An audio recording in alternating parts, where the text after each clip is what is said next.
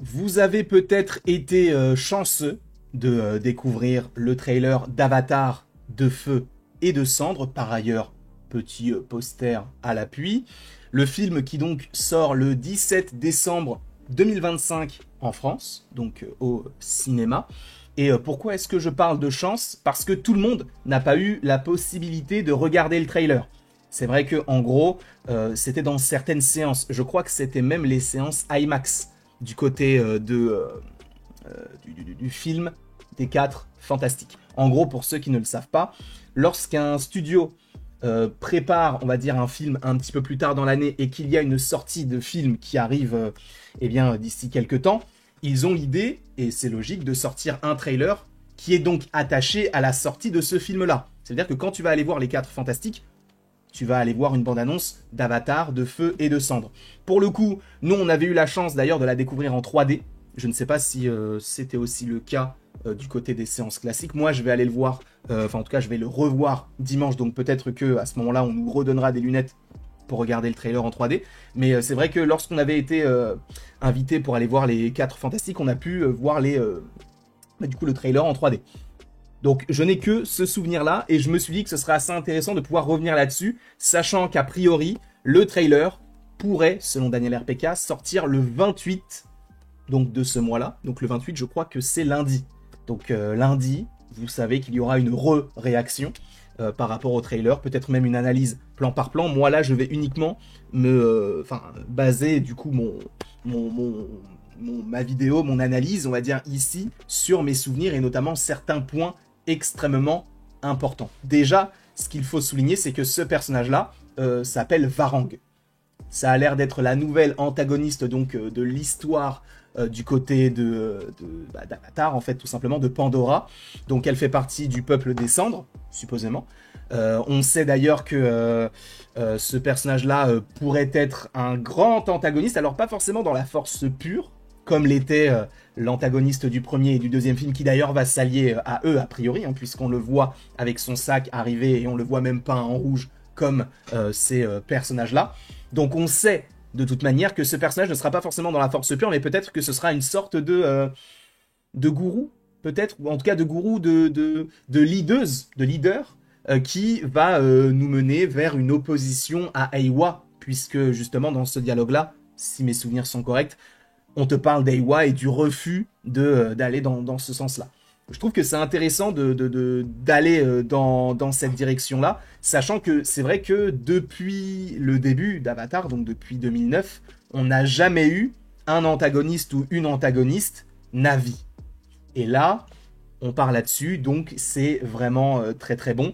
Sachant que dans le trailer aussi, on a pas mal de scènes qui sont d'ailleurs connectés à ce qu'on avait déjà du côté de la Voix de l'eau, donc on sait qu'on va rester avec le peuple qu'on a découvert dans le deuxième film. Donc ça aussi, je trouve que c'est plutôt intéressant. C'est vrai qu'il y a pas mal de gens qui ont dit, mais en fait j'ai l'impression d'avoir regardé le trailer du deuxième film.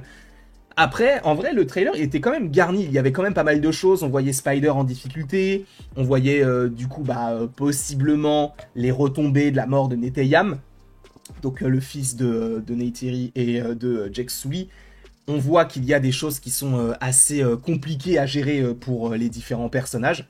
Et ça fait du bien, en réalité, de revoir ces différents caractères. Enfin, je dis ça en anglais, mais du coup, encore une fois, personnages. Et ce que j'aime beaucoup, c'est d'avoir fait un trailer aussi long. Le trailer dure quasiment 3 minutes. On y retrouve beaucoup d'éléments hyper importants. Il y a même supposément des combats finaux, alors que pour l'instant, on n'est que sur un teaser. Alors, c'est un long teaser. C'est vrai que de plus en plus les teasers durent assez longtemps, mais ça nous donne en fait uniquement, on va dire, l'atmosphère du projet. Donc ça, pour le coup, ça fonctionne totalement parce que j'avais très envie d'aller voir le film juste après avoir regardé ce trailer-là. En plus de ça, ils ont mélangé 2 thèmes qui sont pour moi les meilleurs d'Avatar. Alors au-delà du thème principal, ils ont mélangé le thème de la mort de Tsutei du premier film à le thème de la chanson donc de Neytiri qui est chantée donc par Zoé Saldana, qui est chantée au moment de la mort de Neteyam. Et donc tu vois que c'est en fait ils ont mélangé ces 2 thèmes là et pour moi c'est tout simplement exceptionnel. Mais on a d'un côté la mort de Tsutei, de l'autre côté le score de la mort de Neteyam. Est-ce que cela nous amorce pas le fait que certains personnages pourraient perdre la vie dans ce film-là? Je suis sûr que oui. Alors on voit à un moment donné Neytiri en difficulté, on la voit dans une sorte d'hôpital, entre guillemets. Est-ce que justement ils iront jusque-là à la tuer elle? Je ne pense pas. En revanche, s'il y a un personnage qui, selon moi, ne survivra pas à ce troisième film, et cela n'engage encore une fois que ma perception des choses, mais c'est lui. Je ne vois pas comment il peut survivre. Je ne vois pas à quel moment c'est possible. Parce qu'en fait, déjà, dans le premier film, évidemment, c'est lui le personnage principal. Dans le deuxième, il est important, mais on va dire que c'est la nouvelle génération. Loak ou même tous les autres persos, ce sont eux qui vont porter un peu le film, et lui va être un peu en backup. Sachant que dans le premier film, il affronte le général, le commandant. Dans le deuxième film, il affronte encore ce même personnage qui revient, mais cette fois-ci sous la forme d'un Na'vi. Dans le troisième, là, bah, pour le coup, les scènes qu'on voit de lui, ce sont des scènes d'affrontement, et justement, face à ce même personnage, encore une fois. Donc, ça fait beaucoup, et je pense que donc là, ça va se terminer sur sa mort. Sincèrement, je pense que Jake Sully va finir par mourir. Je ne sais pas de quel moyen, par quelle manière ça va se dégoupiller, mais pour moi, Jake Sully va mourir de la main de celui qui était le méchant en fait depuis le début. Et parce qu'en fait, il a gagné dans le premier, il a gagné dans le deuxième. Là, il faut peut-être essayer de changer un peu le disque, et j'ai l'impression que cette scène-là a l'air d'être la toute fin. Sachant, je pense que la toute fin du film va se terminer, à la différence des deux précédents, sur un énorme cliffhanger. Je pense qu'ils vont partir du principe qu'il va y avoir des choses juste folles en lien avec leur histoire. Alors, est-ce que ça va nous amorcer le fait qu'on va bel et bien, comme l'a dit James Cameron, voir la Terre, aller sur Terre? C'est une possibilité. Est-ce que ça va s'amorcer ici? Sachant que je crois que le prochain sort en 2029 et que celui d'après, donc Avatar 5, sortira en 2031 pour l'instant. Sachant qu'ils ont déjà commencé à tourner le prochain, donc Avatar 4, ils ont déjà commencé à le tourner juste après avoir tourné ce troisième opus, qui, je vous le rappelle, s'est tourné dans la foulée par rapport au deuxième, puisqu'on voit que les acteurs n'ont pas tellement grandi, notamment Spider. Alors pour les autres, ça a l'air d'être plus facile de masquer un petit peu le fait qu'ils grandissent, parce qu'ils ont des capteurs sur eux, donc ils ont pas mal d'effets spéciaux.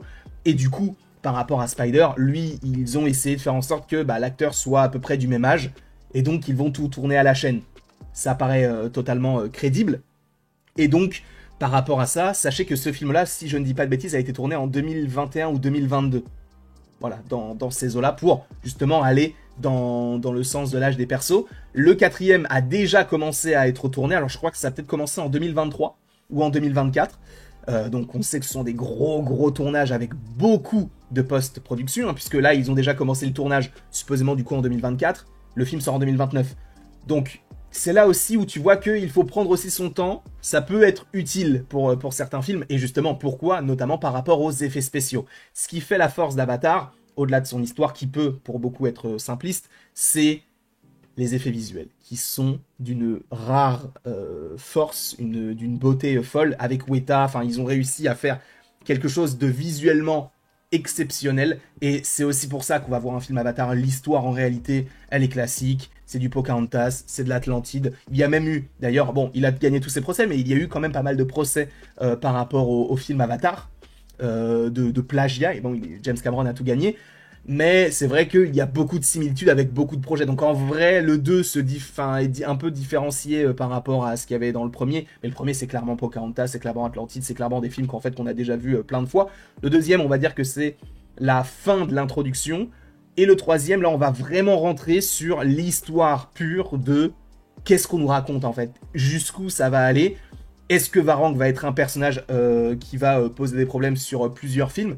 Beaucoup de questions pour l'instant, trop peu de réponses. En tout cas, je ne sais pas ce que vous en pensez. Donnez-moi votre avis dans les commentaires. N'hésitez donc pas à aimer, à partager, à vous abonner. Bref, vous faites ce que vous voulez. Oui, la qualité visuelle a changé. Elle est plutôt intéressante, plutôt sympathique. Je ne sais pas ce que vous en pensez, mais bref.